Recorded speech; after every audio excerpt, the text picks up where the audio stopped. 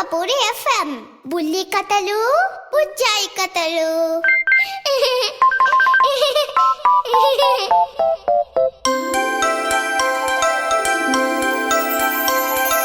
చిన్ని పిల్లలు చిన్నారి పిల్లలు ఆడి పాడి పచ్చని వేళ మంచి మాటలతో చక్కగా హలరించి బుల్లి కథ వింటారా ఈ వేళ.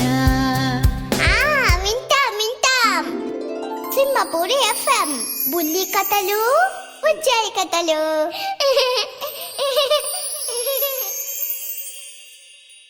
బుల్లి కథలు బుజ్జాయి కథలు శీర్షికన మిమ్మల్ని అలరించడానికి వచ్చేశాను మీ నందిని చైతన్య.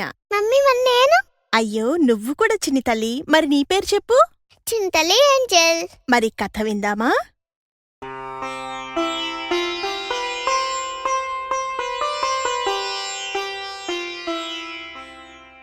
చిన్ని తల్లి, నిన్నటి భాగంలో రాజేని చిత్రవర్ణుడికి, మంత్రి దూరదర్శికి, అలాగే దూత అరుణముఖునికి మధ్యలో జరిగిన సంభాషణ మొత్తం విన్నాం కదా. మరి తర్వాత ఏం జరిగిందో, ఇంకా ఎవరెవరు ఏమేం మాట్లాడుకుంటారో ఈనాటి భాగంలో విందాం, ఓకేనా? అలాగే మమ్మీ.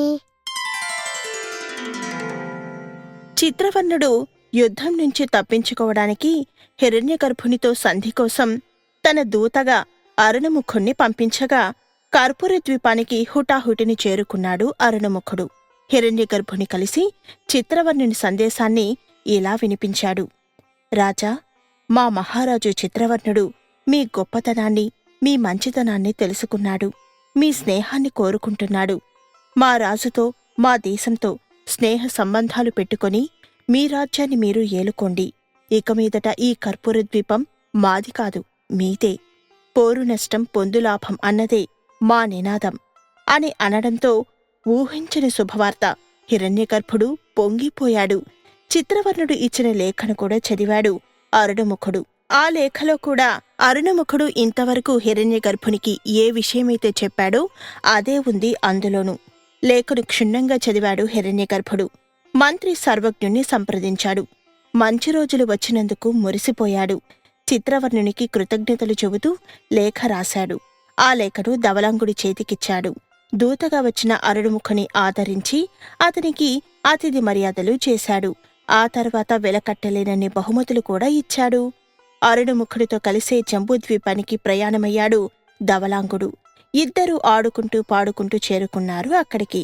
చిత్రవర్ణునికి తమ రాజు హిరణ్యగర్భుడు రాసిన లేఖ అందించి అందులోని విషయాన్ని సంగ్రహంగా తెలియజేశాడు ధవళాంగుడు.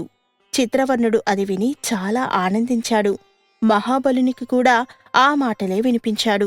మిత్రుని రాజ్యం మిత్రునికి దక్కింది, కావలసింది అదే. సంతోషించాడు మహాబలుడు. చిత్రవర్ణుని దగ్గర సెలవు తీసుకున్నాడు. సర్వ సైన్య సమేతంగా వెనక్కి తిరిగి వెళ్ళిపోయాడు. అనేక కట్న కానుకలు అందుకుని మరీ వెనుతిరిగాడు అతను. ఇలా హిరణ్యగర్భుడు, చిత్రవర్ణుడు, మహాబలుడు ముగ్గురు ఏకమై ఎలాంటి అనుమానాలు, యుద్ధాలు లేకుండా హాయిగా రాజ్యాలు ఏలారు. ప్రజల మెప్పు పొందారు. అంటే నా మమ్మీ స్టోరీ అయిపోయిందా మమ్మీ? అయిపోయినట్టు చిన్ని తల్లి. మరి ఈ కథ నీకు నచ్చిందా? ఓ, నాకు చాలా బాగా నచ్చింది మమ్మీ. చిన్ని తల్లి, ఇంతకీ ఈ కథలన్నిటినీ ఎవరితో చెబుతున్నారు? మర్చిపోయాను మమ్మీ. ఎవరితో అంటే విష్ణుశర్మ రాజుగారి కుమారులను తన ఆశ్రమానికి తీసుకుని వచ్చి కథలు చెబుతూ ఉన్నారు కదా. మరి ఆ భాగంలోనే కదా ఈ కథంతా కూడా విష్ణుశర్మ చెబుతూ ఉన్నది. అవును కదా, మర్చిపోయాను మమ్మీ, ఇప్పుడు గుర్తొచ్చింది. అలా విష్ణుశర్మ సంధి అనే భాగంపై కథ ముగించాడు. అంతలోనే రాకుమారుణ్ణి చూస్తూ ఇలా అన్నాడు. యుద్ధం ఎప్పుడూ మంచిది కాదు. ఇరుపక్షాలకు అది తీరని నష్టమే కలిగిస్తుంది. అందుకని వీలైనంత మేరకు పొరుగు రాజ్యాలతో సఖ్యంగా ఉండడమే మంచిది. పంతాలకు పట్టింపులకు పోయి ప్రతి చిన్న విషయానికి కయ్యానికి కాలు దువ్వడం రాజలక్షణం కాదు. దీన్ని గుర్తుంచుకోండి అని అనగా రాకుమారులందరూ అలాగే గురువర్యా అని అన్నారు. విష్ణుశర్మ పంచతంత్రంలోని ఆఖరి భాగమైనటువంటి అపరీక్షిత కారత్వం అనే భాగానికి సంబంధించిన కథను చెప్పసాగాడు. అపరీక్షిత కారత్వం అంటే పరీక్షించకుండా ముందుకు ఉరకడం, విషయాన్ని శ్రద్ధగా వినకుండా, సరిగ్గా అర్థం చేసుకోకుండా, వివరంగా తెలుసుకోకుండా, ముందు వెనుకలు పరీక్షించకుండా ఏ పని చెయ్యకూడదు. చేస్తే తొందరపడి తనకు, ఇతరులకు ప్రమాదాన్ని కొని తెచ్చిపెట్టుకున్న క్షరకునిలా తయారవుతారు. ఆ కథను వివరిస్తాను వినండి అంటూ కథను వివరించడం మొదలుపెట్టాడు విష్ణుశర్మ. శిష్యులు కూడా చెప్పండి గురుదేవా అంటూ ఎంతో ఆతురతగా ఆసక్తిగా అడగడం మొదలుపెట్టారు. విష్ణుశర్మ కథ చెప్తున్నాడు ఇలా. పూర్వం అవంతి నగరంలో ఓ మఠం ఉండేది. అందులో భైరవానందుడు అనే యోగి ఉండేవాడు. అడిగిన వారి కోరికలు తీరుస్తాడని అతనికి పెద్ద పేరు. ఓ 4 యువకులు అతన్ని ఆశ్రయించారు. మహాత్మా, పేదరికాన్ని దరిద్రాన్ని భరించలేక పుట్టిన ఊరిని వదిలి మీ దగ్గరకు చేరుకున్నాం. తమ దగ్గర అద్భుత శక్తులు ఉన్నాయని విన్నాం. ఏదో శక్తి ప్రసాదించి మా పేదరికాన్ని పోగొట్టండి అని వేడుకున్నారు. పదే పదే వారలా వేడుకొనడంతో యోగి అనుగ్రహించాడు. తన దగ్గర బీజాక్షరాలతో ఉన్న 4 రాగిరేకుల్ని తీసి వారికిచ్చాడు అతను. వత్సలారా, వీటిని పట్టుకొని మీ 4 ఉత్తర దిశగా ప్రయాణించండి. అలా ప్రయాణించగా మీలో అల్పసంతోషి చేతిలోని రేకు ముందు కింద పడుతుంది. రేకు ఎక్కడైతే కింద పడ్డదో అక్కడ త్రవ్వి చూడండి, మీకు నిధి లభిస్తుంది. దానిని 4 పంచుకోండి. మీ దరిద్రం పేదరికం పటాపంచలవుతుంది అన్నాడు యోగి. మహాప్రసాదం అన్నారు యువకులు. ఆ నిధి చాలదనుకుంటే మిగిలిన వారు ఇంకా ముందుకు ప్రయాణించి మీ అదృష్టాలను పరీక్షించుకోండి అన్నాడు యోగి. ఓహో, అద్భుతం అన్నారు యువకులు. రాగిరేకుల్ని తలా ఒకటి పట్టుకొని అక్కడ్నుంచి ముందుకు నడిచారు. ఉత్తరాభిముఖంగా ప్రయాణించడం మొదలుపెట్టారు. కొద్ది దూరం ప్రయాణించాక అప్రయత్నంగానే ఒకని చేతిలోని రాగిరేకు కింద పడింది. చిత్రంగా బాణంలా అది నేలలోకి దూసుకుపోయింది. అక్కడ త్రవ్వి చూశారు అంతా. ఎర్రటి రాగి లోహపు ముద్దలతో ఉన్న పెద్ద పాత్ర బయటపడింది. చాలిది, మనకు చాలు, 4 పంచుకుందాం అన్నాడు అందులోని ఒకడైనటువంటి తామ్రసిద్ధి. దీన్ని అమ్ముకుంటే చెప్పలేనంత డబ్బు వస్తుంది, జీవితాంతం హాయిగా బతికేయచ్చు అన్నాడు మళ్ళీ. కాని మిగిలిన 3 వినలేదు. వినలేదా? ఎందుకు మమ్మీ? ఎందుకంటే రాగితో తృప్తిపడటం అవివేకం. యోగి ఏమన్నాడు? ముందుకు ప్రయాణించి ఎవరి అదృష్టం వారు పరీక్షించుకోండి అన్నాడు. అవునా? అవును మమ్మీ. మరి పరీక్షించుకోవాలిగా. కాబట్టి మిగిలిన 3 వినకుండా మేం ముందుకెళ్తాం, పరీక్షించుకుంటాం అని అన్నారు. అలా ముందుకు నడిచారు. రాగితో సంతృప్తి చెందిన వ్యక్తి పాతరను తవ్వుకొని సంచుల్లో నింపుకొని వెనుతిరిగాడు. ప్రయాణిస్తూ ఉండగా 3 ఒకని చేతిలోని రాగిరేకు అప్రయత్నంగా కిందపడి భూమిలోనికి బాణంలా చుచ్చుకుపోయింది. మళ్ళీ అక్కడ తవ్వి చూశారు అంతా. వెండి దొరికింది వారికి. వెండి, 3 పంచుకుందాం రండి అన్నాడు అందులోని రజత సిద్ధి. మన జీవితాలకు ఇది చాలు అని మురిసిపోయాడు. నువ్వు ఈ వెండితో తృప్తిపడు, మేము ముందుకు నడుస్తాం, బంగారం దొరుకుతుందని ఆశగా ఉంది అన్నారు మిగిలిన 2 మిత్రులు. భోగం అనుభవించాలంటే బంగారమే దొరకాలి అన్నారు అంతలోనే. అక్కడ్నుంచి వెళ్ళిపోయారు. వెండిని నిండుగా సంచెలకెత్తుకొని వెనుతిరిగాడు రజతసిద్ధి. బంగారం కోసం ఆశపడుతూ మిత్రులిద్దరూ కొంత దూరం ప్రయాణించారో లేదో అందులో ఒకని చేతిలోని రాగిరేకు అప్రయత్నంగా మళ్లీ కిందపడి శరవేగంతో భూమిలోనికి చొచ్చుకుపోయింది. అక్కడ త్రవ్వి చూశారు 2. అనుకున్నట్టే వారికి అక్కడ బంగారం దొరికింది. దొరికిన కాడికి రాగి, వెండితో మన మిత్రులిద్దరూ తొందరపడి వెనుతిరిగారు. కొంచెం ఓపిక పట్టి ఉంటే బంగారాన్ని చేజిక్కించుకునేవారు. ఏం చేస్తాం, ఎవరి అదృష్టం వారిది.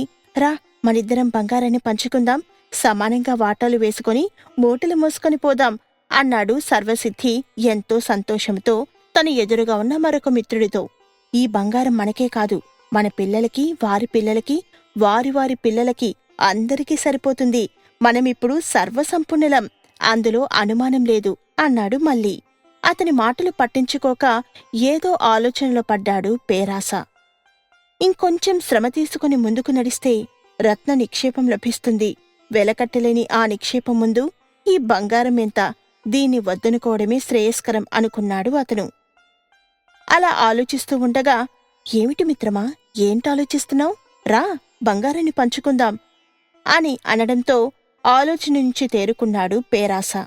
తేరుకొని ఇలా అన్నాడు, నాకీ బంగారంలో వాటా వద్దు, మొత్తమంతా నువ్వే తీసుకో, నాకింకా ముందుకు వెళ్లాలని ఉంది అని పేరాస అనగా అతని అత్యాశకి ఆశ్చర్యపోయాడు స్వర్ణసిద్ధి. చూడు మిత్రమా, మనకు రాగిరేకుల్ని ప్రసాదించిన యోగి మొదటి నిధితోనే తృప్తి చెందండి అన్నాడు. నలుగురికి అది సరిపోతుంది అని కూడా అన్నాడు. కాని మనం విన్నామా? వినలేదు.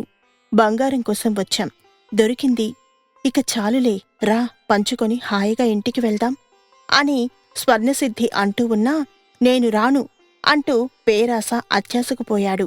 అత్యాశ మొదటికే మోసమంటారు. నా మాట విని రా అంటూ బతిమలాడాడు స్వర్ణసిద్ధి. అయినా వినలేదు పేరాస. ముందు రత్నరాశులు ఉన్నాయి, ఉంటాయి, బంగారం తర్వాత రత్నాలే దొరికేది. వాటి ముందు ఈ బంగారమెంత? ఈ బంగారాన్ని వదిలే, నాతో పాటురా, రత్నాలు చేజిక్కించుకుందాం అన్నాడు పేరాస.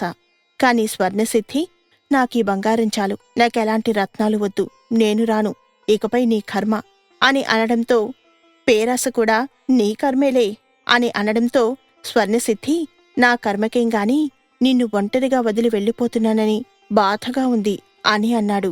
అప్పుడు పేరాస, నువ్వేం బాధపడకు, వస్తాను అంటూ పరుగుతీశాడు.